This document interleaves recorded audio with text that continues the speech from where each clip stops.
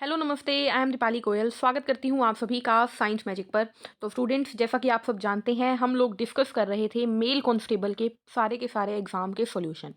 Mail constable में हमारे 3 दिन एग्ज़ाम चले थे, आप सभी को याद होगा। और हर एक 3 दिन में 2-2 शिफ्ट लगी थी, यानी एक मॉर्निंग और एक इवनिंग, ठीक है? जिसमें हमारे एग्ज़ाम रहे थे, ठीक है? उसके बाद आप सभी जानते हैं कि हर शिफ्ट में 4-4 एग्ज़ाम हुए थे, यानी कि 4 इंटू हमारे कितनी बार एग्ज़ाम हुए, तो 3 दिन लगातार हमारे एग्ज़ाम हुए। 1 दिन में 8 पेपर होते थे, तो 3 दिन में कितने पेपर हो गए? 3 दिन में 4 इंटू 6 24 पेपर हो गए, ठीक है? आप सभी जानते हैं ये बात। तो देखिए, हम लोग क्या करेंगे, हम लोग वो पेपर डिस्कस कर रहे हैं, ठीक है? और हम लोग डिस्कस कर चुके हैं 31 तारीख के।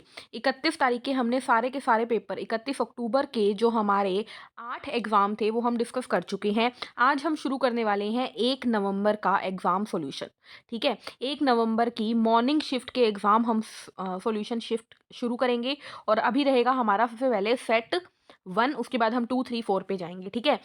ये जो एग्ज़ाम्स हैं, ये मैं इसीलिए करवा रही हूँ क्योंकि काफ़ी स्टूडेंट्स इसके आंसर्स की माँग रहे थे, इनके सॉल्यूशन माँग रहे थे। साथ ही साथ सारे स्टूडेंट्स कह रहे हैं कि 2021 में जितने भी हरियाणा गवर्नमेंट के पेपर हुए हैं, आप हर एक पेपर का सॉल्यूशन चाहते हैं, आप हर एक पेपर के क्वेश्चंस चाहते हैं।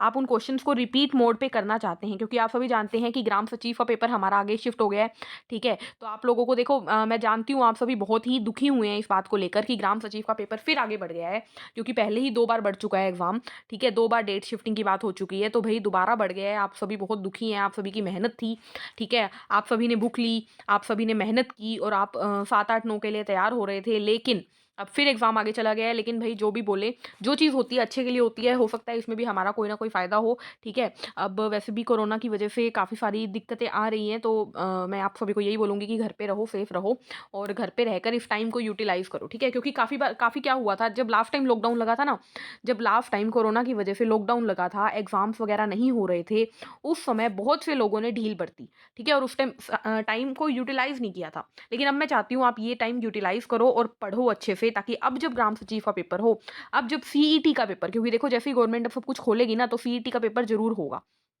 ठीक है? तो सीईटी की तैयारी करो, ग्राम सचिव की तैयारी करो, ठीक है? एसएससी की तैयारी करो, एसएससी के भी एग्ज़ाम हैं हमारे, ठीक है? और आरआरबी वाले भी लगे रहो, ठीक है? RRB, NTPC, railway group D वाले भई बहुत ही अच्छे से मेहनत करो, ठीक है? ये जितने भी एग्ज़ाम हैं ना, उन सभी के लिए अब आप कोई क्वेश्चन मत छोड़ो, किसी भी स्टेट के एग्ज़ाम का कोई क्वेश्चन मत छोड़ो और प्रिपरेशन, तो सारे एग्ज़ाम की प्रैक्टिस करो, सारे एग्ज़ाम की तैयारी करो, कोई भी क्वेश्चन मत छोड़ो जो कि आपको नहीं आता हो, ठीक है? चलिए, अब आप टाइम वेस्ट नहीं करते हैं, जल्दी-जल्दी मैं डिस्कस कर लेती हूँ। आज हम डिस्कस करने वाले हैं क्या, देखिए, 1 नवंबर 2021 मॉर्निंग शिफ्ट का फर्स्ट पेपर हम डिस्कस करने वाले हैं। आप सभी जिसने भी 1 नवंबर को पेपर दिया था, वो भी अपना देख सकते हैं, और बाकी मतलब जितने भी क्वेश्चंस वैरायटी देखना चाहते हैं, वो भी देख सकते हैं, ठीक है? चलिए, तो सबसे पहले पहला क्वेश्चन देखते हैं हम, हमारा कहाँ पर है। तो क्वेश्चन नंबर 6 हमारा जो है वो फिज़िक्स से आया हुआ है, क्वेश्चन नंबर 6। देखिए क्या है क्वेश्चन। क्वेश्चन है, the far point of a myopic person is 80 centimetre in front of the eye. Okay, what is the nature and power of the lens required to correct the problem. नेत्र के समक्ष एक निकट दृष्टि दोष युक्त व्यक्ति का दूरस्थ बिंदु 80 सेंटीमीटर है। समस्या को सही करने के लिए वांछित लेंस की प्रकृति और शक्ति क्या है। देखो, बहुत ही सिंपल सी बात है। जब आपको किसी मायोपिक पर्सन की बात की गई है ना, मायोपिक मतलब निकट दृष्टि दोष वाले की, तो आप सभी जानते हो जब किसी को निकट दृष्टि दोष यानी कि मायोपिक पर्सन जो होता है, उन्हें हमेशा कनकेव लेंस यानी अवतल लेंस लगाने होते हैं। तो एक बात तो क्लियर हो गई कि आंसर बी या डी जाएगा, ए और सी नहीं हो सकते, ठीक है? एक बात क्लियर हो गई, ऑप्शन ए और सी बिल्कुल गलत है, क्योंकि इसमें कन्वेक्स लेंस लिखा हुआ है। आंसर जाएगा बी या डी। अब देखते हैं, आगे बढ़ते हैं, अब क्वेश्चन को सॉल्व करते हैं, पावर निकालते हैं। देखो, इसने बोला हुआ है कि फार पॉइंट मतलब कि व्यक्ति का दूरस्थ बिंदु। यहाँ पर क्या मतलब होगा, देखो, दूरस्थ बिंदु का मतलब है इन्फिनिटी से कोई किरणें आएंगी, और इन्फिनिटी पे जब किरणें आती हैं तो वो कहाँ जाती है, वो जाती है फोकस के ऊपर। कहाँ जाती है, फोकस के ऊपर जाती है। तो हमें पता लग गया कि भाई फार पॉइंट की बात की गई है, यानी ये 80 सेंटीमीटर क्या है, फोकल लेंथ है। यानी कि लेंथ, अगर ये कनकेव लेंथ है हमारा, तो इसका ये फोकस है, तो ये फोकल लेंथ की दूरी ये कितनी है, ये 80 सेंटीमीटर है, ठीक है? और पावर का फॉर्मूला क्या होता है स्टूडेंट्स, पावर होता है 1/फोकल लेंथ। लेकिन ध्यान रखिएगा, ये फोकल लेंथ होती है हमेशा मीटर में, ठीक है? यहाँ पर कितनी दी हुई है, तो हम बोलेंगे 1/80, लेकिन ये 80 तो सेंटीमीटर में है, तो सेंटीमीटर को मीटर में कन्वर्ट करने के लिए क्या करते हैं, तो हम उसे 100 से डिवाइड कर देते हैं। तो ये हमारा आ जाएगा आंसर। आंसर क्या आ गया, अभी मैं आपको माइनस का बात भी बताऊंगी, लेकिन पहले आंसर निकाल देते हैं। 0 से 0 गया, ये आया हमारा 5/4, यानी कि ये आएगा 1.25। देखो अब माइनस वाला किस्सा मैं आपको समझाऊंगी तो सही अभी आगे, लेकिन एक बात ध्यान रखिएगा, अगर आपको माइनस वाली चीज ना समझ में आए ना, तो सिंपल से तरीके से ये क्वेश्चन को सोल्व करिएगा। क्या है वो तरीका, वो तरीका ये है कि आप सीधे सीधे देखो, कन्वेक्स तो हो नहीं सकता, कनकेव में 2 ही ऑप्शन बचे, ये देख सकते हैं आप, कन्वेक्स तो हो ही नहीं सकता, ऑप्शन ए हो नहीं सकता, ऑप्शन सी हो नहीं सकता, 2 ही ऑप्शन बचे। अब 1.25 कहाँ दिख रहा है, बी में, तो आंसर चला गया बी। अब माइनस की बात समझो, देखो इसने क्या बोला है, इसने बोला है far point of a myopic person is 80 centimetre in front of the eye, यानी कि नेत्र के समक्ष। जब भी समक्ष की बात की जाए ना स्टूडेंट्स, जब भी फ्रंट की बात की जाए ना, तो याद रखना फोकल लेंथ जो होती है वो नेगेटिव होती है, यानी कि जब हमने पावर निकाली ना, तो ये 1/-80, और 100 से मैंने ये कर दिया, तो -80 क्यों आया, देखो एक बार दोबारा समझ लो। 80 सेंटीमीटर थी, 80 सेंटीमीटर को अगर मैं मीटर में बदलूंगी तो ये क्या हो जाएगी, तो मीटर में बदलने के लिए मैं इसे 100 से डिवाइड कर दूंगी, मेरे पास आ गया 0.8 मीटर। ठीक है, ये है, लेकिन फोकल लेंथ किस में है, माइनस में, तो आप बोलोगे फोकल लेंथ है -0.8 मीटर, और इसको मैंने 1 से डिवाइड कर दिया। सोल्व करो, आंसर आएगा -1.25। पावर ऑफ लेंस की यूनिट होती है डी, यानी कि डायोप्टर। डी का मतलब क्या है, तो यहाँ पर आप लिख लो, डी का मतलब है डायोप्टर, जो कि पावर ऑफ लेंस यानी लेंस की शक्ति का यूनिट होता है। डायोप्टर गलत लिख दिया मैंने, डायोप्टर।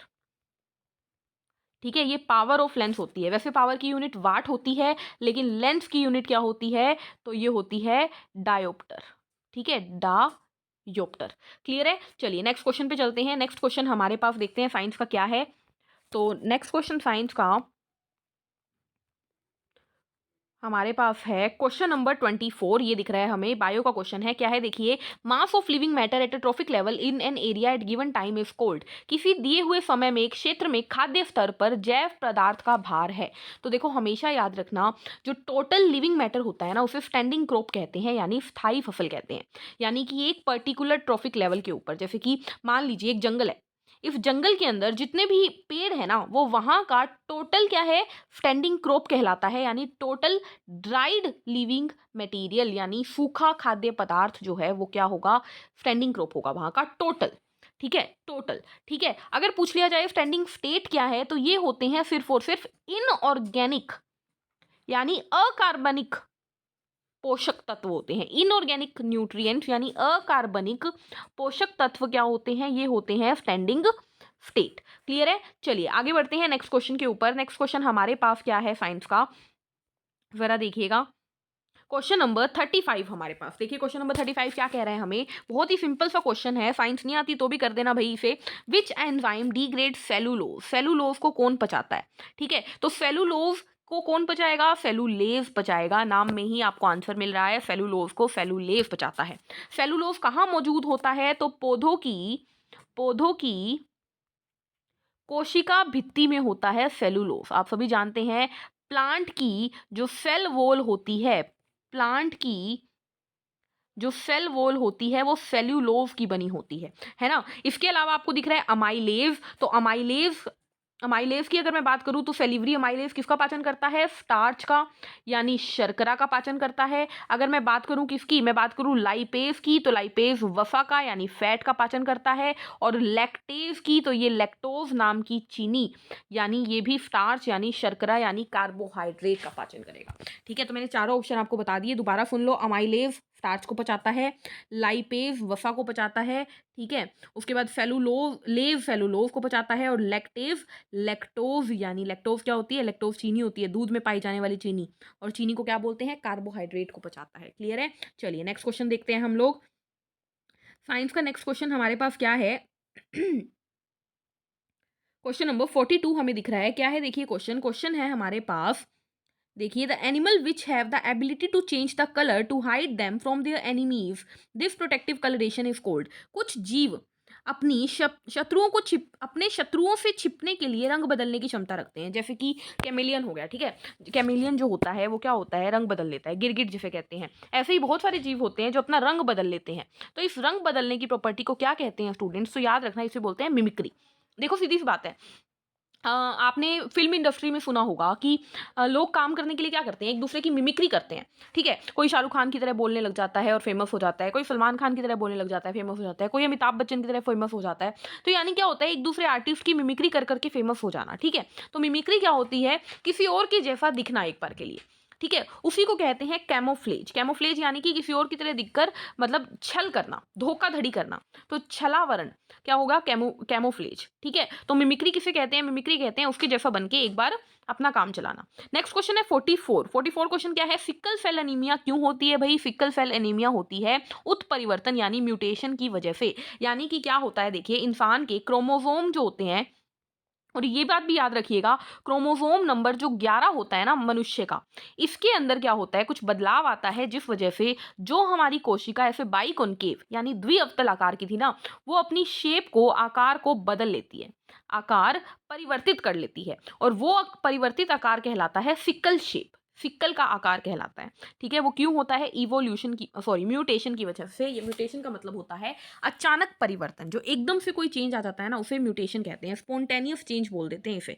अचानक का परिवर्तन, हमें पता नहीं है क्यों आया, किसी किरणों की वजह से आ सकता है, एक्सरे की वजह से, यूवी किरणों की वजह से, लेकिन म्यूटेशन होता है अचानक बदलाव आना। जैसे कि अचानक से पूंछ गायब हो गई, ठीक है। इस तरीके से कहने सुनने को आता है कि आने वाली जनरेशन में बाल गायब हो जाएंगे, तो वो अचानक से बदलाव जो आता है उसे बोलते हैं म्यूटेशन। जो धीरे धीरे बदलाव आता है ना, उसे बोलते हैं इवोल्यूशन, यानी धीरे धीरे बदलाव आना। जैसे कि जिराफ है, जिराफ की जो गर्दन है वो पहले छोटी हुआ करती थी, फिर धीरे धीरे थोड़ी बड़ी, थोड़ी बड़ी, थोड़ी बड़ी और बहुत बड़ी हो गई। वो क्या है, धीरे धीरे बदलाव आना, इवोल्यूशन। लेकिन म्यूटेशन क्या है, म्यूटेशन है अचानक बदलाव आना। तो म्यूटेशन इसका आंसर चला जाएगा, ठीक है।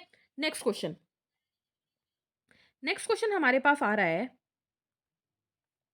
नेक्स्ट क्वेश्चन है हमारे पास क्वेश्चन नंबर 47। देखिए क्या है, gradual increase in average temperature of the earth lower atmosphere is known as, यानी कि पृथ्वी के निम्न स्तर वायुमंडल के औसत तापमान की धीमी वृद्धि क्या कहलाती है। देखो तापमान बढ़ रहा है, तापमान का मतलब है टेम्परेचर बढ़ रहा है यानी गर्मी बढ़ रही है, और किसकी बढ़ रही है, हमारे अर्थ की, यानी कि कहलाएगा ग्लोबल वार्मिंग यानी कि वैश्विक तापन। देखो तापमान बढ़ने से गर्मी बढ़ेगी, सीधा सा क्वेश्चन है, ठीक है। अब इसके अलावा आपको दिख रहा है ओजोन डिप्लीशन, तो ओजोन डिप्लीशन होता है O3 जो लेयर है, ओजोन की लेयर है जो कि हमारे स्ट्रेटोस्फेयर में यानी समताप मंडल में पाई जाती है, वो खराब होती जाती है, उसे बोलते हैं ओजोन डिप्लीशन। उसके अलावा आपको दिख रहा है डिफोरेस्टेशन, डिफोरेस्टेशन होता है पेड़ों का कटना। उसके अलावा आपको दिख रही है ग्रीन हाउस गैसेज, तो ग्रीन हाउस गैसेज कहते हैं कि हमारे जो पृथ्वी है उसके ऊपर गैसेज बढ़ती जा रही हैं, कार्बन डाइऑक्साइड वगैरह, जिस वजह से पृथ्वी गर्म होती जा रही है। तो सीधी सी बात है, ग्रीन हाउस की वजह से क्या होता है, ग्लोबल वार्मिंग होता है। लेकिन क्वेश्चन क्या था, तापमान का बढ़ना क्या है, वैश्विक तापमान। अगर क्वेश्चन होता कि तापमान के बढ़ने का कारण क्या है, तो आप बोलते ग्रीन हाउस गैसेस, ठीक है। ये क्वेश्चन काफी मिलते जुलते होते हैं, हमेशा ध्यान रखिएगा। क्लियर है। नेक्स्ट क्वेश्चन है क्वेश्चन नंबर 50 हमारे पास। देखिए क्या है, reproduction through spore formation is common in, spore यानी बीजाणु निर्माण के माध्यम से प्रजनन कौन करता है, तो फंगस यानी कि कवक हमारे किससे करते हैं, बीजाणु निर्माण से। देखो अब आप देख रहे हो, हिंदी में कवक नहीं लिखा हुआ, हिंदी में फंगस लिखा हुआ है, तो यहाँ पर आपको ध्यान रखनी है बातों को, ठीक है। प्रोटोजुआ क्या करता है, तो ये विखंडन करता है, ठीक है, विखंडन करता है, द्विविखंडन, बाइनरी फ्यूजन, मल्टीपल फ्यूजन, बहुविखंडन करता है। बैक्टीरिया भी विखंडन करता है, बैक्टीरिया और भी बहुत चीज़ें करता है। आर्थ्रोपोडा सेक्सुअल रिप्रोडक्शन करता है, ठीक है। चलिए अगले क्वेश्चन पे चलते हैं। नेक्स्ट क्वेश्चन आता है POP stand for, okay POP stand for क्या है, अच्छा ये कंप्यूटर का क्वेश्चन है, लेकिन आप सभी जानते हैं पीओपी का मतलब केमिस्ट्री में क्या होता है, तो प्लास्टर ऑफ पेरिस होता है, ठीक है। मैंने रोक ही दिया, तो एक बार ये क्वेश्चन भी देख ही लेते हैं। ये कंप्यूटर का क्वेश्चन है, इसका आंसर बी लिखा हुआ है, मुझे नहीं पता भाई इसका आंसर क्या है। पीओपी हमारे लिए प्लास्टर ऑफ पेरिस होता है, ठीक है, जिसका फॉर्मूला होता है CaSO4 डॉट हाफ H2O, यानी कि कैल्शियम सल्फेट हेमी हाइड्रेट, यानी आधा पानी, ठीक है। किससे बनता है, जिप्सम से बनता है। नेक्स्ट क्वेश्चन आता है क्वेश्चन नंबर 55 हमारे पास, which show maximum catenation property, कौन सा अधिकतम श्रृंखलन गुण दर्शाता है। श्रृंखलन मतलब कैटिनेशन का मतलब है, कैटिनेशन का मतलब है खुद से जुड़कर लंबी लंबी चेन बनाना, सेल्फ लिंकिंग भी बोल देते हैं इसे। लंबी लंबी चेन बनाना, तो कार्बन जो होता है वही सबसे ज़्यादा फेमस है खुद से जुड़ने के लिए। ये बहुत लंबी लंबी लंबी लंबी चेन बना लेता है। मतलब आपको पता नहीं 365 कार्बन का मॉलिक्यूल भी होता है, उससे ज़्यादा का भी होता है। ठीक है, तो वो क्या होते हैं, वो होते हैं कार्बन की कैटिनेशन प्रॉपर्टी। नेक्स्ट क्वेश्चन पे चलते हैं। नेक्स्ट क्वेश्चन हमारे पास साइंस का क्या है, देखिए क्वेश्चन नंबर 60। इसे हम एग्रीकल्चर का भी कह सकते हैं, साइंस का भी कह सकते हैं। निम्नलिखित में से किस फूल में पेटेलोइड ब्रैक्ट मौजूद होता है? Petaloid bract present in which of the following flowers. देखो क्या होता है, आपने बोगेनविलिया का पौधा देखा होगा, वो जो पिंक कलर का पौधा होता है इस तरीके से ना, वो सुंदर सुंदर उसकी ना जो पत्तियां होती है ना, वो एकदम कागज की तरह पतली होती है।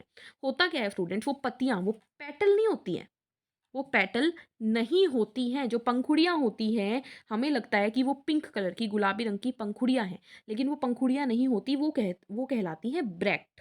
ठीक है, लेकिन वो दिखती कैसी हैं, वो पंखुड़ियों जैसी दिखती है, और इसी चीज़ को कहते हैं, जब ब्रैक्ट पंख पेटल की तरह दिखने लगे उसे बोलते हैं पेटेलोइड ब्रैक्ट। देखो, जब ब्रैक्ट पेटल की तरह दिखने लगे उसे बोलते हैं पेटेलोइड ब्रैक्ट, और ये होता है बोगेनविलिया में। हो सका तो मैं फोटो भी लगा दूंगी। ठीक है, चलिए next question. Chemical formula of hydrated copper sulphate. देखो, कॉपर सल्फेट जब भी हाइड्रेटेड होता है ना, तो ये 5 पानी के मॉलिक्यूल के साथ रहता है। कितने के साथ? 5 के साथ। तो आंसर चला जाएगा ऑप्शन 1। ठीक है, जैसे कि कैल्शियम सल्फेट जो होता है, वो जब 2 के साथ होता है इसे जिप्सम बोलते हैं। जब ये कैल्शियम सल्फेट आधे के साथ होता है, तो मैं अभी अभी बता के हटी, ये पीओपी होता है ना। उसी तरीके से पानी के मॉलिक्यूल का अलग अलग सिस्टम होता है। ठीक है, चलिए नेक्स्ट क्वेश्चन देखते हैं हम लोग। नेक्स्ट क्वेश्चन हमारे पास साइंस का क्या है, देखते हैं। नेक्स्ट क्वेश्चन आता है क्वेश्चन नंबर 73। देखिए क्या है, the hormone produce during scary situation.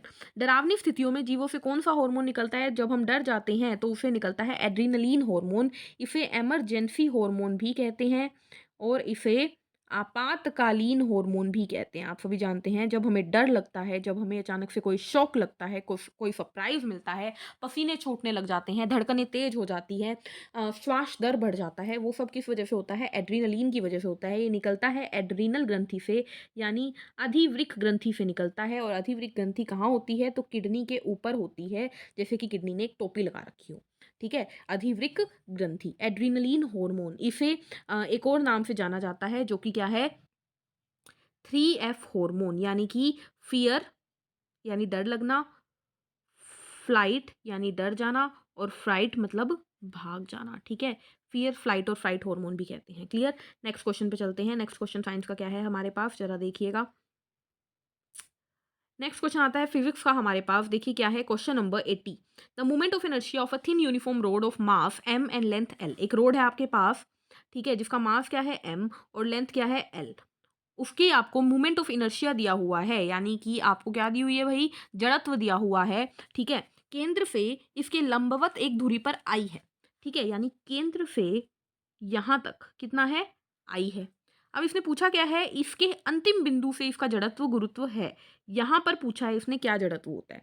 ठीक है, तो देखो बहुत ही सिंपल तरीके से ये निकालेंगे। केंद्र का आई बोला है इसने, और आप सभी जानते हो, देखिए मोमेंट ऑफ इनर्शिया MOI। ठीक है, इसको आई से भी लिख देते हैं, जड़त्व।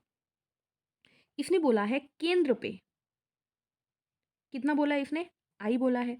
और केंद्र पे आप फॉर्मूला जानते हो, केंद्र का जो मोमेंट ऑफ इनर्शिया होता है वो होता है mL²/12। ये होता है केंद्र पे। ठीक है, तो हमें पता लग गया कि केंद्र पे आई इतना है।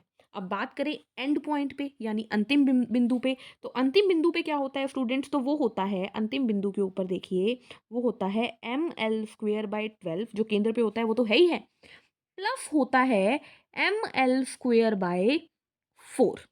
ठीक है, ये होता है अंतिम बिंदु के ऊपर। तो इसे सोल्व कर दो, क्या आएगा? देखो 12 एलसीएम ले लेते हैं, mL² प्लस 3mL², ये आ गया हमारे पास 4mL²/12, यानी ये आ गया mL²/3। यानी कि देखो, आप समझ रहे हो, आई सेंटर पे कितना है? mL²/12। और अगर मैं उसको डिवाइड कर दूं किससे? आई एंड पॉइंट पर कितना है, डिवाइड किया है, तो मैं डिवाइड नीचे लिखूंगी ना, इसके नीचे लिख देती हूँ।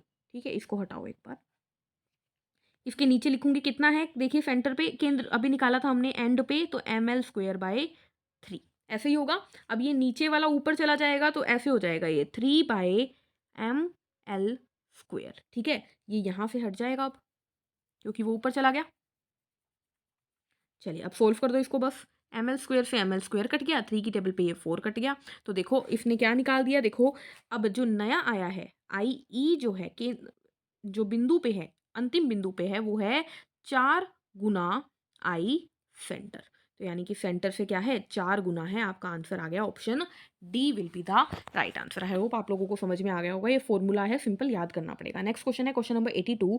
क्या है देखिए, राइजोबियम क्या कार्य करता है भाई। राइजोबियम नाइट्रोजन को फिक्स करता है। आप सभी जानते हैं राइजोबियम नाम का बैक्टीरिया नाइट्रोजन को फिक्स करता है, खासकर चावल यानी धान की खेती में, राइस में करता है ये, ठीक है। एजोला भी करता है। चलिए, तो ये थे हमारे इस पेपर में साइंस के क्वेश्चन, ठीक है। हमने किया क्या डिस्कस किया हम लोगों ने, हमने 1 नवंबर की मॉर्निंग शिफ्ट का पहला पेपर डिस्कस किया है, जिसके अंदर हमारे साइंस के क्वेश्चन हम लोगों ने पढ़ लिए हैं, ठीक है। और जैसा कि हमने देखा कि इस पेपर में हमें देखने को मिले 13 साइंस के क्वेश्चन, ठीक है। अब बढ़ते हैं नेक्स्ट पेपर के ऊपर। नेक्स्ट पेपर है हमारे पास ये है हमारे पास नेक्स्ट एग्जाम, जो कि है हमारा again 1 November morning shift,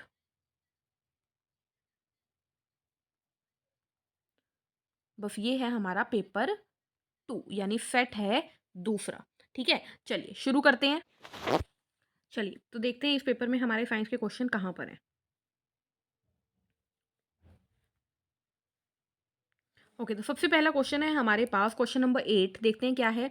visiting a place like Manali and Mansarovar give you a uncomfortable feeling, this is cold.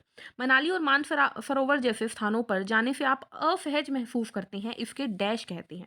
देखिए, जब हम जैसे जैसे हम ऊंचाई पे जाते हैं ना, यानी ऊंचाई का मतलब क्या बोलेंगे हम, एल्टीट्यूड पर जाते हैं, तो हमें अपने आप को मतलब बीमार सा फील करने लग जाते हैं। जैसे कि हमारी जो श्वास दर होता है उसमें दिक्कत आने लग जाती है, उल्टियाँ लग जाती है, डायसेंट्री यानी दस्त लग जाते हैं। ये सब जो प्रॉब्लम होती है ये क्यों होती है, ये होती है एल्टीट्यूड के डर की वजह से, जिसे बोलते हैं एल्टीट्यूड सिकनेस, यानी ऊंचाई संबंधी अस्वस्थता, ठीक है। तो बहुत ही सिंपल सा क्वेश्चन था, आंसर आपको मिल गया है। नेक्स्ट क्वेश्चन है हमारे पास, देखिए नेक्स्ट क्वेश्चन हमें दिख रहा है क्वेश्चन नंबर 9। ये ज्योग्राफी का क्वेश्चन भी मैं कह सकती हूँ, लेकिन मैं करवा देती हूँ। The point on the surface of earth which is the first one to experience earthquake wave. पृथ्वी की सतह पर वह बिंदु जो भूकंप की लहरों का अनुभव करने वाला पहला स्थान है, यानी सबसे पहले भूकंप की लहरें अनुभव कहाँ पे होती है, तो एपी सेंटर चला जाएगा। देखो, भूकंप ओरिजिनेट कहाँ से होता है, तो फोकस होता, ठीक है। शुरू कहाँ से होता है, फोकस से। लेकिन पहली बार ऑब्जर्व कहाँ होता है, तो एपी सेंटर पे। क्लियर है। चलिए नेक्स्ट क्वेश्चन देखते हैं। नेक्स्ट क्वेश्चन साइंस का हमारे पास क्या है, जरा ढूंढते हैं। ओके, तो क्वेश्चन नंबर 16 हमें दिखाई दे रहा है साइंस का। क्या है देखिए, in which type of ovule the micropyle chalaza and funicle are in one straight line. यानी कि देखो, जब हम ओवरी बनाते हैं, कुछ इस तरीके की ओवरी बनती है, तो इसके अंदर क्या होता है, यहाँ पर माइक्रोपाइल होता है, यहाँ पर चलाजा होता है और फ्यूनिकल होता है। तीनों जब एक ही लाइन में होते हैं ना, इसे क्या कहते हैं, तो याद रखना, इसे बोलते हैं ऑर्थोट्रोपस। क्या बोलते हैं, ऑर्थोट्रोपस ओव्यूल। जैसे ही मैं आपको फ्लावर चैप्टर करवाऊंगी ना, तो मैं आपको सारी की सारी ये ओवरी, सारी की सारी ये पेटल्स, सब कुछ करवाने वाली हूँ, ठीक है, थ्योरी की क्लास में। बस थ्योरी की क्लास वापस शुरू हो जाएंगी अब हमारी। क्वेश्चन नंबर 20 हमारे पास साइंस का अगेन आ गया। The instrument use to measure the atmospheric pressure, वायुमंडलीय दबाव को कौन मापता है, तो बैरोमीटर। क्या मापता है, वायुमंडलीय दबाव को। हवा के वेग को मापता है एनीमोमीटर, ठीक है। और हाइग्रोमीटर वायु में हम बोल सकते हैं ह्यूमिडिटी को, या फिर मैं बोल सकती हूँ सांद्रता को मापने का, वो है डेंसिटी को मापने का है हाइग्रोमीटर, ठीक है। नेक्स्ट क्वेश्चन आपको दिख रहा है, in which type of the ovary occupies highest position on the thalamus. यानी कि जो हमारा थैलेमस है उसमें ओवरी सबसे ऊपर होती है। ये हमारी ओवरी है, उसके नीचे से ही हमारे मेल पार्ट है, उसी के नीचे से पेटल्स हैं, उसी के नीचे से सेपल है, यानी सबसे ऊपर कौन है, ओवरी। तो ऐसी कंडीशन को क्या कहते हैं, इसे बोलते हैं हाइपोगाइनी। हाइपो का मतलब ऊपर, ठीक है। ओवरी सबसे ऊपर है, हाइपोगाइनी, ठीक है। पेरीगाइनी मतलब साइड में, एपी मतलब साइड की तरफ, मीजो मतलब बीच की तरफ, ठीक है। चलिए, एक्चुअली थोड़ा सा गलत बता दिया मैंने। मीजो का मतलब बीच की तरफ, पेरी का मतलब साइड में, एपी का मतलब ऊपर, हाइपो का मतलब नीचे। जब ओवरी के नीचे से सारी चीजें निकले ना, उसे बोलते हैं हाइपोगाइनी। तो अगर ओवरी के नीचे से सारी चीजें निकल रही है, तो सबसे ऊपर कौन है, ओवरी है, तो आंसर चला जाएगा हाइपोगाइनी, ठीक है। चलिए नेक्स्ट क्वेश्चन देखते हैं। नेक्स्ट क्वेश्चन साइंस का हमें देखने को मिलेगा, कहाँ पर है, यस, क्वेश्चन नंबर 32 देखिए क्या है, cnidoblast are present in, cnidoblast कहाँ पे होता है, तो नाइडोब्लास्ट होते हैं नाइडेरिया के अंदर। देखो नाम से भी क्लियर ही हो रहा है, नाइडो नाइडो, ये चमकने वाले होते हैं, ठीक है। एक्चुअली पता है क्या होता है, आप सोच रहे होगे टीनोफोरा भी होगा, लेकिन ना पहले जब क्लासिफिकेशन की गई थी ना, मैंने अभी अभी रिसेंटली जो क्लास की थी ना उसमें बताई भी थी ये बात। पहले की क्लासिफिकेशन में पोरीफेरा था, उसके बाद नाइडेरिया था, उसके बाद हमारी बाकी की क्लासेस थी जैसे कि प्लेटीहेलमिन्थिस, एस्केलमिन्थिस, एनिलिड, अर्थ्रोपोड, ये सब उसके बाद थी। लेकिन बाद में क्या किया गया, टीनोफोरा और नाइडेरिया को अलग अलग कर दिया गया। तो अब जब नाइडोब्लास्ट पूछा जाता है तो वो नाइडेरिया में ही बताया जाता है, टीनोफोरा में नहीं बताया जाता। टीनोफोरा में बहुत ही कम जीव आते हैं, ठीक है। चलिए, चमकने वाले जीव होते हैं ये। अभी लास्ट क्लास में मैंने ये करवाया, आप लोग लास्ट थ्योरी क्लास चेक कर सकते हैं। नेक्स्ट क्वेश्चन आता है हमारे पास, क्वेश्चन नंबर 38। ये क्वेश्चन मैंने बहुत बार करवाया है। Standardising the naming of living organism is called, जीवों के नामकरण का मानवीकरण क्या कहलाता है, तो नाम देना क्या होता है, नोमेनक्लेचर, यानी नाम पद्धति। डाइवर्सिटी होती है उनकी अलग अलग वैरायटी के बारे में पढ़ना, आइडेंटिफिकेशन उन्हें पहचानना, स्टैंडर्डाइजेशन उन्हें स्टैंडर्ड्स देना। लेकिन नाम देना क्या होता है, नोमेनक्लेचर। और ये दो नाम देने का सिस्टम होता है जिसे बोलते हैं बायनोमियल नोमेनक्लेचर, यानी द्विनाम पद्धति। और ये बात किसने की थी, तो ये हमारे लीनियस साहब ने की थी, जो कि हमारे वर्गीकरण के पिता भी कहलाते हैं। क्लियर है। चलिए नेक्स्ट क्वेश्चन देखते हैं। नेक्स्ट क्वेश्चन हमारे पास साइंस का क्या आएगा, यस, क्वेश्चन नंबर 49 हमें साइंस का देखने को मिल रहा है। देखिए क्या है, under unfavourable conditions many zooplankton species in lakes and ponds are known to enter dash a stage suspended development, यानी कि प्रतिकूल परिस्थितियों में झीलों और तालाबों में कई जल बातब प्रजातियां डैश निलंबित विकास को एक चरण में प्रवेश करती है। इसका मतलब क्या है, देखो जैसे कि भालू है, ठीक है। भालू वगैरह जो होते हैं, जो पोलर बियर होते हैं, ध्रुवों पर रहने वाले बियर होते हैं, भालू होते हैं, वो क्या करते हैं, ठंड से बचने के लिए जब बहुत ज़्यादा सर्दियाँ आती है ना, तो एक नींद में चली जाते हैं जिसे बोलते हैं हाइबरनेशन। क्या बोलते हैं, हाइबरनेशन बोलते हैं, जिसमें वो ध्रुवों में रहने वाले भालू चले जाते हैं। उसी तरीके से क्या होता है, जब ऐसी परिस्थितियां आती हैं जहां पर इनका जीना मुश्किल है, जू प्लैंक्टन का, जू प्लैंक्टन यानी चलने फिरने वाले पौधे, यानी थोड़े से तैरने वाले पौधे, जू मतलब चलना फिरना, प्लैंक्टन मतलब पौधे, ठीक है, जीव होते हैं ये, जल पादप प्रजातियां होती हैं ये, ठीक है, जल में रहने वाले पादप की प्रजातियां हैं। ये क्या होती हैं, ये कुछ ऐसी सिचुएशन में चली जाती है जहां पर ये लोग कोई भी प्रोसीजर नहीं दिखाते, जिंदा होती है लेकिन एक बार के लिए अपनी डेवलपमेंट को रोक देती है। इसे बोलते हैं स्टूडेंट्स डायापोस। क्या बोलते हैं, डायापोस। इसके अलावा अगर आपको ये क्वेश्चन नहीं भी आता था तो देखो, डोरमेंसी में कौन जाता है, तो इसमें जाते हैं सीड। प्रबल कौन होते हैं, बीज जो होते हैं, जब वो चले जाते हैं ना ऐसी अवस्था में, रुकने की अवस्था में, उसे डोरमेंसी बोलते हैं। माइग्रेट का मतलब होता है चले जाना, एक जगह से उठकर दूसरी जगह पे चले जाना, जैसे कि पक्षी होते हैं, वो मौसम के अकॉर्डिंग कभी कहीं ऐसे जाते हैं, ठीक है। और कन्फर्म का मतलब होता है बस वातावरण के अकॉर्डिंग ढल जाना, तो वो भी नहीं होगा, आंसर जाएगा डायापोस। अगर यही पोलर बियर में पूछ लिया जाता, ध्रुव के भालू में पूछ ले जाता, तो आप बोलते वो चले जाते हैं हाइबरनेशन स्लीप के अंदर। जैसे छिपकलियां होती हैं, छिपकलियां चली जाती है हाइबरनेशन में। आपने देखा है सर्दियों में छिपकलियां गायब हो जाती हैं, वो हाइबरनेशन में चली जाती है ठंड में, ठीक है। चलिए नेक्स्ट क्वेश्चन देखते हैं साइंस का हमारे पास क्या है। क्वेश्चन है 52, question number 52, the largest gas by volume in biogas. Biogas के अंदर सबसे ज्यादा कौन सी गैस पाई जाती है, तो मीथेन गैस सबसे ज्यादा पाई जाती है, CH4, जिसे मार्श गैस भी बोल देते हैं। क्या बोल देते हैं, मार्श गैस भी बोल देते हैं। क्लियर है। चलिए नेक्स्ट क्वेश्चन देखते हैं। Thermal decomposition of limestone produces, limestone यानी चूना पत्थर, चूने के पत्थर के ऊष्मीय अपघटन से क्या बनता है, जब CaCO3 यानी चूने का पत्थर टूटता है ना, तो वो हमें देता है स्टूडेंट CaO यानी कि कैल्शियम ऑक्साइड देता है, यानी क्विक लाइम देता है। क्विक लाइम मतलब इसे बोलते हैं बिना बुझा चूना। क्या बोलते हैं, बिना बुझा चूना। और ये बात तो मैंने पता नहीं कितनी बार क्लास में करवाई है, ठीक है। अब ऑप्शन देखें तो देखो, क्विक लाइम तो मैंने आंसर ही बता दिया। लाइम वाटर क्या होता है, ये होता है बुझा हुआ चूना, कैल्शियम हाइड्रोक्साइड बोलते हैं इसे, CaOH का ट्वाइस। इसे स्लेक्ड लाइम यानी बुझा चूना भी कहते हैं, इसे चूने का पानी भी कहते हैं। मार्बल क्या होगा, मार्बल तो अगेन कैल्शियम कार्बोनेट ही हो जाएगा, और slaked lime again calcium hydroxide ही हो जाएगा। तो आंसर चला गया ऑप्शन ए। क्लियर है आप लोगों को। चलिए नेक्स्ट क्वेश्चन देखते हैं। नेक्स्ट क्वेश्चन हमारे पास क्या है,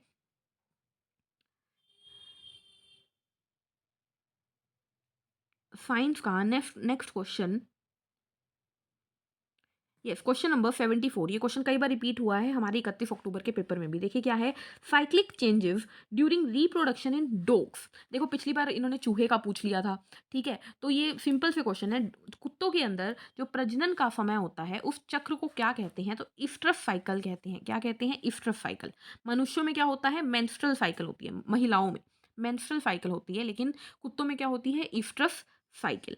ठीक है, नेक्स्ट क्वेश्चन आता है क्वेश्चन नंबर 55। एनसीईआरटी की लाइन है, मैमल्स इवॉल्व ऑन अर्थ, यानी पृथ्वी पर स्तनधारियों का विकास कब हुआ? तो 200 मिलियन ईयर अगो।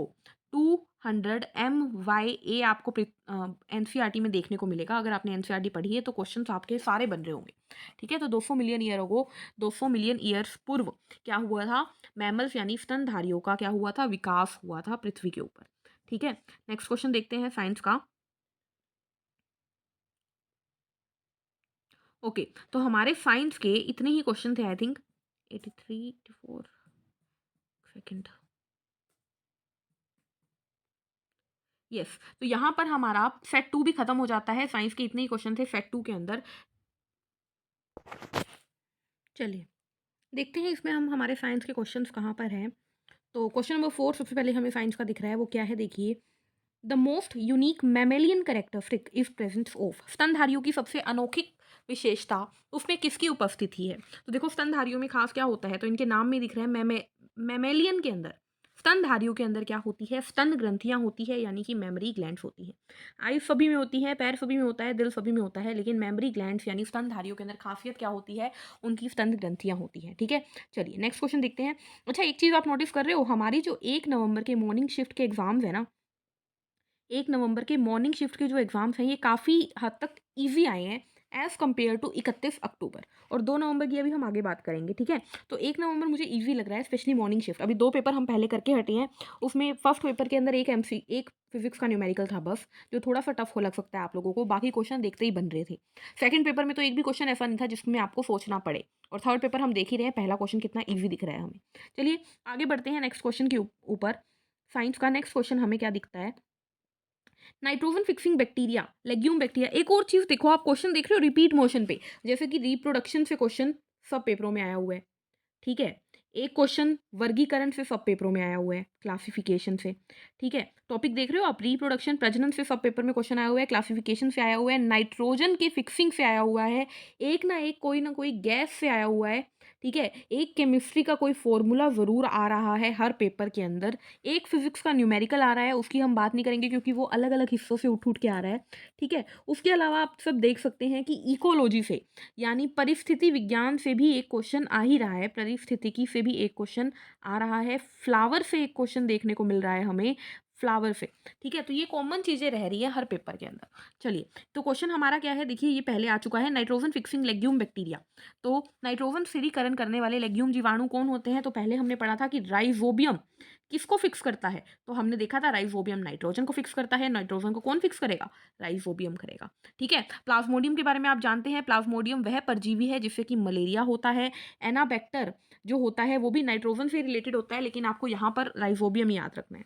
ठीक है, चलिए, नोस्टोक एनाबिना भी हमारे नाइट्रोजन फिक्सेशन वाले ही होते हैं। चलिए आगे बढ़ते हैं नेक्स्ट क्वेश्चन के ऊपर।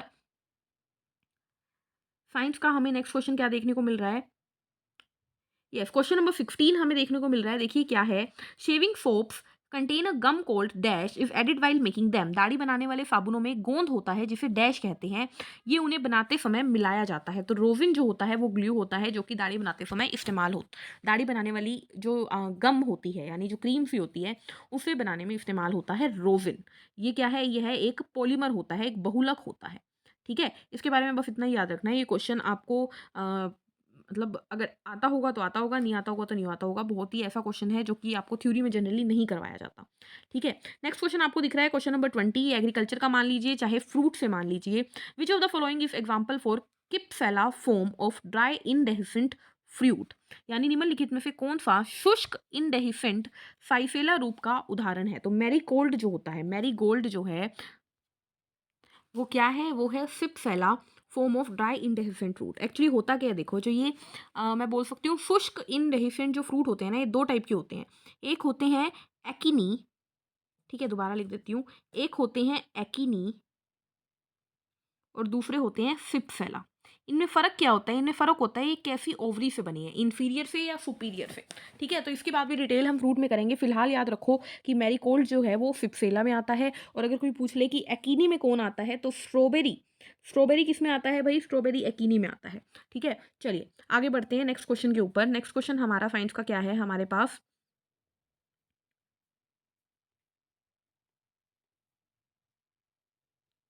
क्वेश्चन नंबर 28 हमें साइंस का दिख रहा है। देखिए, Wilkinson catalyst is a dash complex use for hydrogenation of alkene. तो विल्किंसन कैटालिस्ट किसका बना होता है? तो ये होता है रोडियम का बना हुआ, ठीक है? किसका? रोडियम जो होता है ये विल्किंसन कैटालिस्ट में होता है। क्लियर है? अगर इसकी फॉर्मूला की बात करें ना, तो ये होता है, देखिए, रोडियम के साथ क्लोराइड लगा हुआ होता है, ठीक है? रोडियम के साथ क्या लगा होता है? एक पे तो क्लोराइड लगा होता है, या फिर मैं इसको स्ट्रक्चर ही बना के दिखा देती हूँ आपको। रोडियम, रोडियम के ऊपर एक तरफ लगा होता है क्लोराइड, और बाकी जो 3 बॉन्ड होते हैं उस पे लगा होता है हमारे पास पी पी एच 3। इसका मतलब क्या है? Phosphorus try phenyl. अब मैं फोस्फोरस ट्राई फिनाइल का मतलब भी आपको बता देती हूँ, पहले आप देख लीजिए। तीनों पे ही क्या लगा हुआ है? PPH3, यानी phosphorus try phenyl. Phosphorus try phenyl का मतलब क्या है? ये होती है हमारी फिनाइल की रिंग, ठीक है? ये फोस्फोरस से कनेक्ट कर दो, ये होता है PPH3। एक फोस्फोरस के साथ 3 फिनाइल की रिंग, यानी कि स्ट्रक्चर कुछ इस प्रकार से होगा। मैं सिर्फ एक आपको मैंने एक लगा दिया क्लोरीन, और बाकी 3 बॉन्डों पे क्या लगेगा? ये लगेगा, ये ये लगेगा।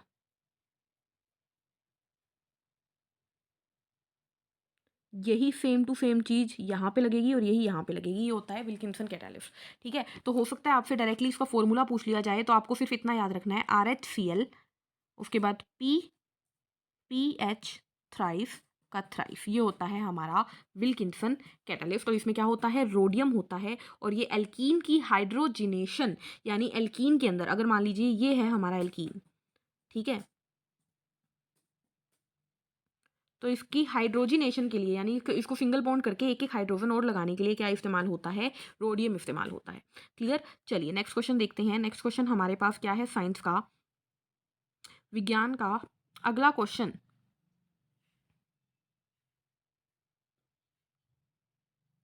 यस, तो क्वेश्चन है, देखिए, हमने अभी बात की थी इस क्वेश्चन के बारे में, और मैंने आपको वहीं पर बताया था कि भालू के अंदर जो निद्रा होती है उसे क्या कहते हैं। तो यही क्वेश्चन है, क्वेश्चन नंबर 36 देखिए आप। Bears undergo period of dash to escape stress during winter. भालू सर्दियों में दबाव से बचने के लिए एक अवधि काटते हैं, उसे क्या कहते हैं? तो सर्दियों में क्या करते हैं? हाइबरनेशन करते हैं, यानी शीत निद्रा करते हैं। ये बात मैं आपको बता चुकी हूँ, अच्छे से बता चुकी हूँ, ठीक है? कि भालू क्या करते हैं? शीत निद्रा करते हैं, हाइबरनेशन करते हैं। छिपकली क्या करती है? हाइबरनेशन करती है। लेकिन हमने बात की थी कि जल के अंदर रहने वाले जू प्लैंकटन डायापोज करते हैं, और जो हमारे बीज होते हैं वो डोरमेंसी करते हैं, ठीक है? चलिए नेक्स्ट क्वेश्चन पे चलते हैं। नेक्स्ट क्वेश्चन हमारे पास विज्ञान का क्या है, जरा ढूंढते हैं क्वेश्चन हमारा। Okay, computer computer.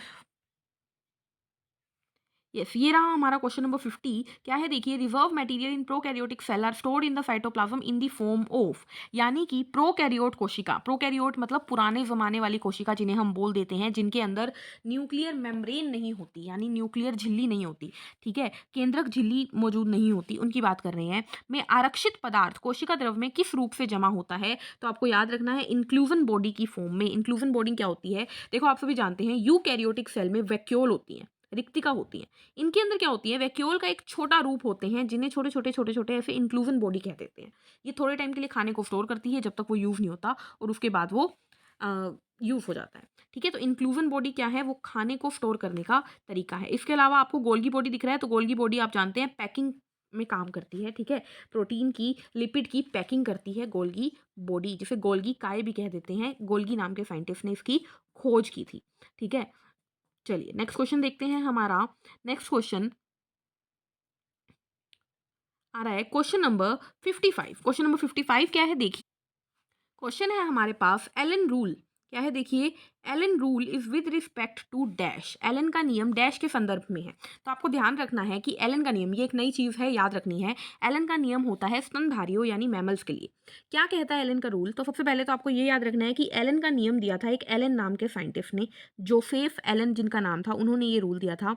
इन्होंने क्या बोला था? इन्होंने बोला था कि ठंडे वातावरण में रहने वाले जो जितने भी स्तनधारी होंगे, कोल्ड क्लाइमेट में यानी ठंड में, सर्दी वाले वातावरण में रहने वाले जितने भी मैमल्स होंगे, स्तनधारी होंगे, उनके कान जो होंगे वो छोटे होंगे यानी स्मॉल ईयर्स होंगे या शॉर्ट ईयर्स होंगे, ईयर। ठीक है, और साथ ही साथ उनके जो लिम्स होंगे यानी कि हाथ पैर जो होंगे, लिम्स जो होंगे वो भी छोटे होंगे, ताकि वो कम से कम हीट लूज करें। ठीक है, कम से कम ऊष्मा निष्कासित करने के लिए, हीट को कम से कम लूज करने के लिए उनके हाथ और कान जो होते हैं वो छोटे छोटे होते हैं। यही है एलन का नियम। और ये किसके लिए है? तो स्तनधारियों यानी मैमल्स के लिए है। क्लियर? चलिए नेक्स्ट क्वेश्चन देखते हैं। नेक्स्ट क्वेश्चन हमारे पास क्या है? साइंस का, विज्ञान का नेक्स्ट क्वेश्चन हमारे पास हमें देखने को मिल रहा है। अभी तक मिला नहीं है लेकिन मिल जाएगा, देख लेते हैं भाई। यस, क्वेश्चन नंबर 77 हमारे पास एक न्यूमेरिकल है। देखिए, 100 joule of heat is produced each second in a 4 ohm resistance. हमें क्या दिया हुआ है? हमें दिया हुआ है कि एक 4 ओम से निकलने वाली ऊष्मा है कितनी? 100 जूल।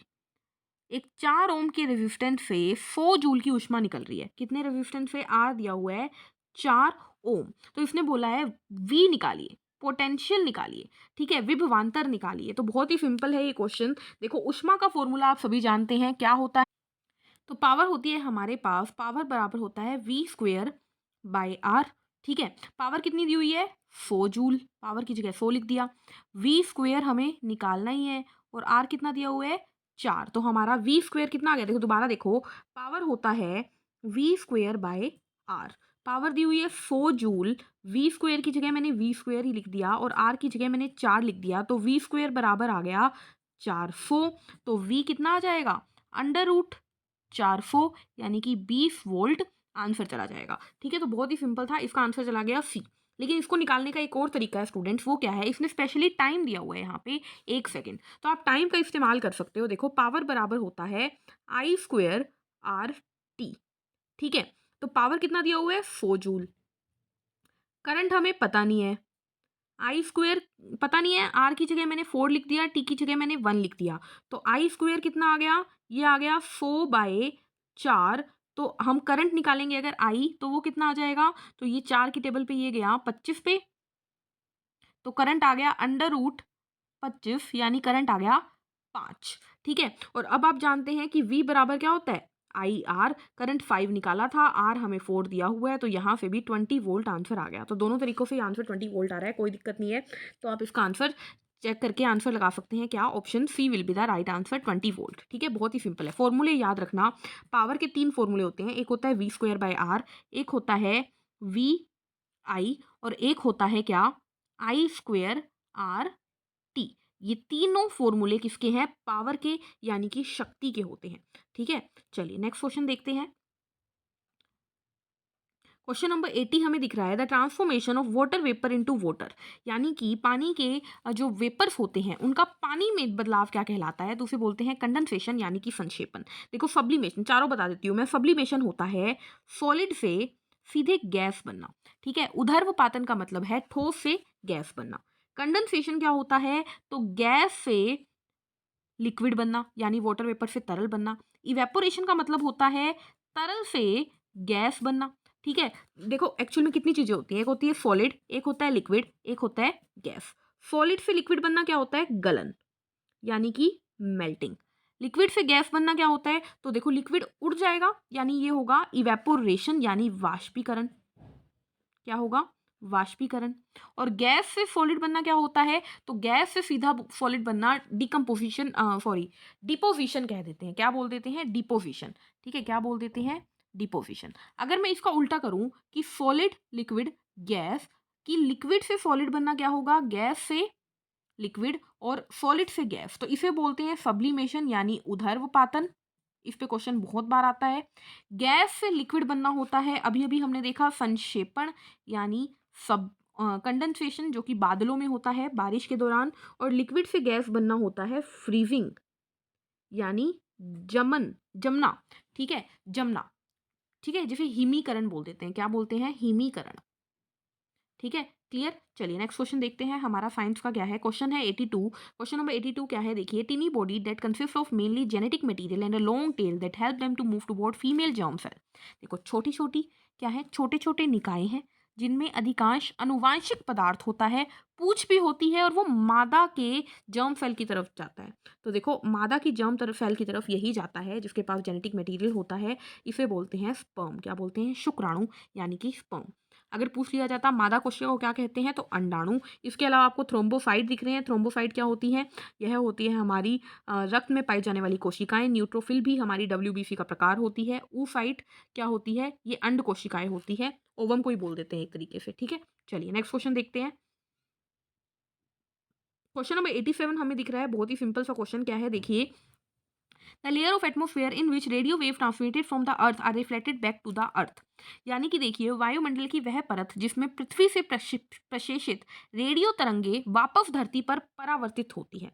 तो देखो आपको तीन चीजें याद रखनी है। हम पृथ्वी पर जिस लेयर में रहते हैं उसे बोलते हैं ट्रोपोस्फेयर यानी कि शोभमंडल। क्वेश्चन आए कि पृथ्वी की जिस लेयर में, जिस परत में हम रहते हैं उसे क्या बोलते हैं, तो ट्रोपोस्फेयर यानी कि शोभमंडल। अगर क्वेश्चन आ जाए कि पृथ्वी की वह परत जिसके अंदर ओजोन होती है, तो आपको याद रखना है स्ट्रेटोस्फेयर यानी समताप मंडल। और तीसरा और आखिरी क्वेश्चन यही है कि अगर क्वेश्चन आ जाए कि पृथ्वी की रेडियो वेव कहाँ जाकर दोबारा से रिटर्न हो जाती है, तो याद रखना इसका आंसर जाएगा आयन मंडल, आयनोस्फेयर। ठीक है, ये बात याद रखना। उसके बाद क्वेश्चन आ जाए चौथा कि पृथ्वी की कौन सी परत बाहर जाके अंतरिक्ष से जुड़ जाती है, तो याद रखना वो है एक्सोस्फेयर यानी बाहरी मंडल। बाहरी मंडल। ठीक है, तो ये बातें आपको याद रखनी है परतों के बारे में। लास्ट क्वेश्चन हमारे पास साइंस का हमें दिख रहा है, देखिए question number 90। In which of the modes of the cross pollination the pollination is brought by wind. हवा से होने वाला परागण क्या कहलाता है, तो एनिमोफिली होता है हवा से होने वाला। एंटोमोफिली क्या होता है भाई? एंटोमोफिली होता है हमारा चमगादड़ से होने वाला। सॉरी, एंटोमोफिली होता है इंसेक्ट यानी कीट से होने वाला। ठीक है, एनिमोफिली है हवा से होने वाला यानी एयर से होने वाला। हाइड्रोफिली है, हाइड्रो मतलब पानी होता है, तो वाटर से होने वाला। और वूफिली जनरली बोल देते हैं जंतुओं से यानी एनिमल से होने वाला। ठीक है, वूफिली हो गया। इसके अलावा एक होता है ऑर्निथोफिली, ये होता है पक्षियों से होने वाला। ठीक है, और भी होता है चिरोप्टेरोफिली, चमगादड़ से होने वाला। और भी बहुत सारे होते हैं। ठीक है, जो कि मैंने आपको टाइम मतलब धीरे धीरे क्वेश्चंस के अंदर बता ही दिए हैं।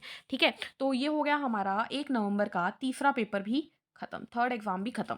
अब हम नेक्स्ट वीडियो में मिलेंगे जिसके अंदर हम 1 नवंबर का मॉर्निंग शिफ्ट का फोर्थ एग्जाम करेंगे और इवनिंग शिफ्ट के अगले 3 एग्जाम या 2 एग्जाम जैसे भी होंगे वो करेंगे। ठीक है, तो आज की क्लास में बस इतना ही। आई होप आप लोगों को क्वेश्चन इंपॉर्टेंट लगे होंगे, क्वेश्चन समझ में आए होंगे। कोई भी क्वेश्चन समझ में नहीं आता तो आप लोग मुझे उस क्वेश्चन का थोड़ा सा आइडिया या हिंट, कोई भी कि मैम ये वाला क्वेश्चन समझ में नहीं आया, उस क्वेश्चन का नंबर, ठीक है, उस क्वेश्चन का सेट, कुछ भी बता सकते हैं कमेंट के अंदर, ताकि मैं वो क्वेश्चन आपको रिपीट मोड पे करवा दूं। जितने भी ऐसे क्वेश्चंस मेरे पास इकट्ठे होते जाएंगे जो कि आप लोगों को डाउट रहते हैं, वो आपको बोर्ड के ऊपर करवा दिए जाएंगे। ठीक है, कि कोई भी क्वेश्चन, जैसे कि आपने मुझे कई मैसेजेस किए हैं कि मैम ये वाला क्वेश्चन एक बार बोर्ड पे करवा देना, तो उस तरीके के जितने भी क्वेश्चन है वो बोर्ड पे भी करवा दिए जाएंगे। फिलहाल के लिए पेपर खत्म करवाने हैं मुझे सारे के सारे, यानी कि मेरा मोटिव है मेन तो कि 2021 का कोई भी क्वेश्चन पेपर ऐसा ना रहे, कोई भी क्वेश्चन ऐसा ना रहे विज्ञान का जो कि आप लोगों ने कर नहीं रखा हो। इवन सिर्फ और सिर्फ साइंस का ही नहीं, मैं बोलूँगी साइंस का और पशुपालन का, और मैं साथ साथ में कुछ हद तक थोड़ी थोड़ी एग्रीकल्चर यानी कृषि भी लेके चल रही हूँ।